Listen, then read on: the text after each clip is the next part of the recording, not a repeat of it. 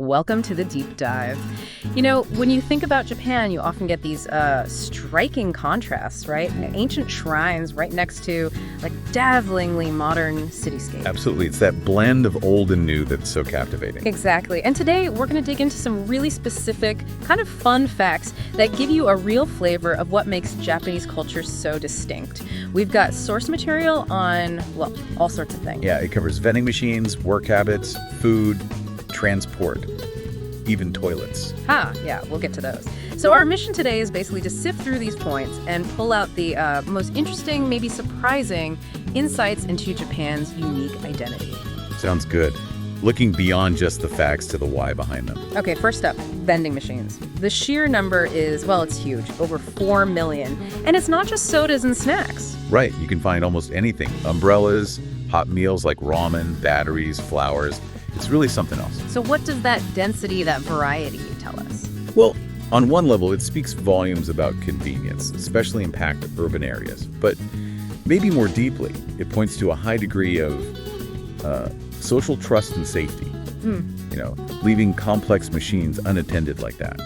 And efficiency, of course. Okay, interesting. Now here's one that always gets people in a Murray, sleeping at work.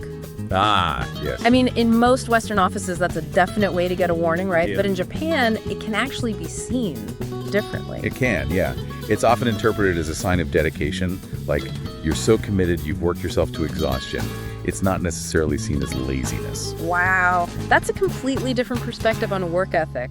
Very much not the standard Western view. A fascinating cultural contrast, definitely. It's about visible effort, even if that effort leads to, well, nodding off for a moment. Let's switch to something visual. Square watermelons. Yes, those are quite famous. They grow them in like plastic boxes to get the shape, but they're not really prized for their taste, are they?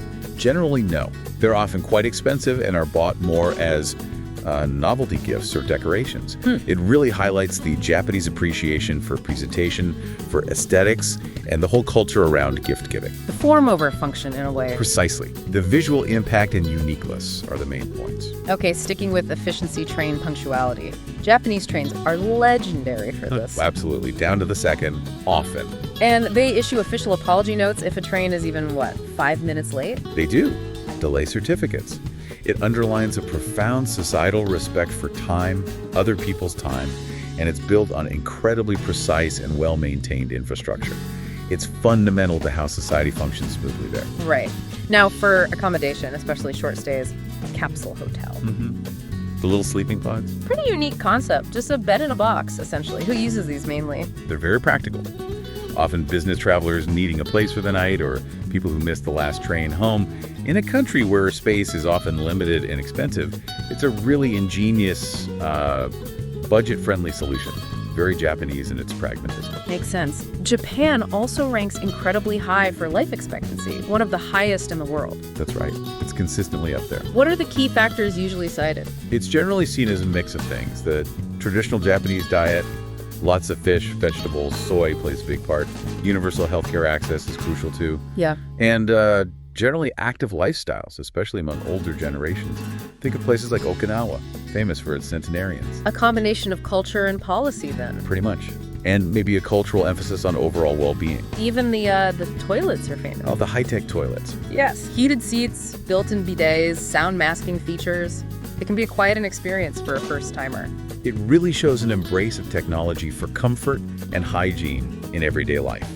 It's not just about big industrial tech, it's about integrating innovation right into the home, into daily routines. Okay, here's a social custom that often surprises visitors. No tipping.